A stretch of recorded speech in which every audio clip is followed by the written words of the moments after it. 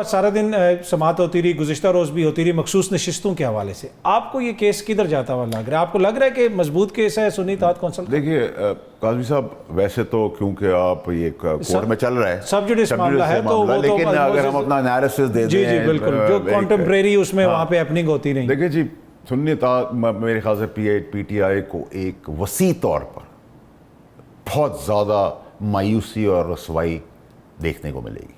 So by and large article 51 seems to be very clear. I am not a lawyer, ठीक है, but नहीं मिलना, ठीक है, तो फिर इसी तनख्वाह पे नौकरी करनी तो करें। अच्छा, अगर इनको सीटें नहीं मिलती, हुकूमत को मिल जाती है, उनके पास 2/3 अक्सरियत आ जाती है, कोई ऐसी कानून साजी पाइपलाइन में है जिसके दूररस नताइज होंगे? देखिए अदर काज़मी साहब, आप मुझसे बिफोर टाइम पूछ रहे हैं तो मैं बिफोर टाइम ही आपको जवाब दे देता हूँ कि देखिए, आप हमेशा बिफोर टाइम बताते हैं, इसलिए हम आपसे अगर आपने इस मुल्क के अंदर कानून साजी नहीं की तो इस मुल्क को मज़ीद भट्टा बिठाने में कोई कसर नहीं रहेगी। तो कानून साजी तो आपको करनी है, एंड विद टाइम आपको लॉस को अमेंड करना होता है। जैसे एक हदीस है कि आप तालीम के लिए चीन भी जाना पड़े, चीन जाना पड़े। सो अब उसका मतलब ये नहीं कि आप आज के दौर में चीन ही जाएं, ठीक है, या ऊँटों में जाएं। अब टाइम डेवलप हो गया, बिल्कुल, तो आप उस हिसाब से उस चीज़ को डिफाइन करते हैं, अमेंड करते हैं वक्त की ज़रूरत के हिसाब से। तो अमेंडमेंट्स हैं, बिल्कुल होनी चाहिए, हैं एक्सपेक्टेड हैं, बिल्कुल होंगी। आपने अपने दौर का जिक्र किया, खान साहब उस वक्त वज़ीर आज़म थे, अब इस वक्त वो जेल में, उनकी रिहाई में रुकावट क्या है?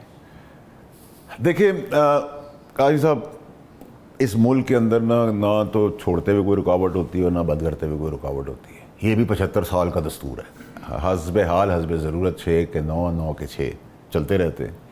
तो कानूनी तौर पे, दुनियावी तौर पे तो मैं नहीं समझता हूँ कोई जल्दी निकलता हुआ।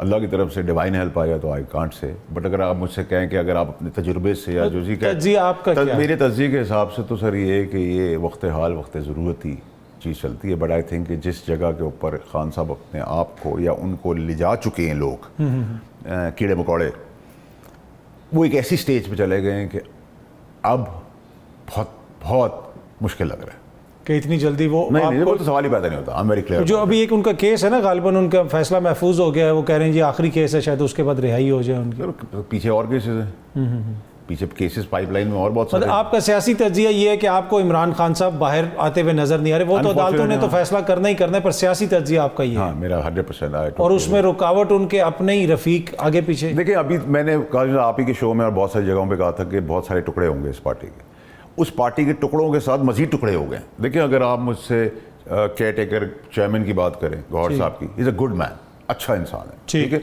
Ali Mohammad Khan is a good face, ठीक है। ये जो लोग हैं ना, ये एक कैटेगरी में चल रहे हैं और ये मुल्क के साथ मुखलिस भी हैं, नुकसान भी नहीं चाहते, ठीक है। लेकिन जो बाकी पैरेलल ग्रुप्स हैं, उनकी सिर्फ सियासत तभी चलेगी जब इमरान खान साहब जेल में रहेंगे। तो हमेशा पॉलिटिकल पार्टीज का ग्राफ होता है, अपवर्ड्स एंड डाउनवर्ड ट्रेंड। ये डाउनवर्ड वाले लोग, जिनको मैं 500 की मीटिंग्स में भी कभी नहीं देखा, वो अपवर्ड ट्रेंड के ऊपर नजर आ रहे हैं। बट जैसी सपोजिटली जब पार्टी अपवर्ड ट्रेंड में आती है तो ये फिर डाउनवर्ड ट्रेंड में चले, ठीक है। सो इनकी वजह से, इनकी फजूल बातों, और ये भी मैं हल्फ पे आपको कहने को तैयार हूँ कि ये जो अंदर बात करते हैं वो बाहर जाके चेंज कर देते हैं। मैं इसका विटनेस हूँ। फाइनेंस कमेटी के अंदर PTI के दौर में एक SRO के तहत अरबों रुपए का फ़ायदा दिया कंपनी को। गालिबन खान साहब को पता नहीं था, मैंने बताया था। उसको इंडोर्स किया मोहसिन अजीज़ साहब, खुदा की कसम खा के आपको मैं कह रहा हूँ, ठीक है। और उन्होंने सेनेट में जाके कहा मैं गलत बयानी कर रहा हूँ, तो उसका मैं क्या कर सकता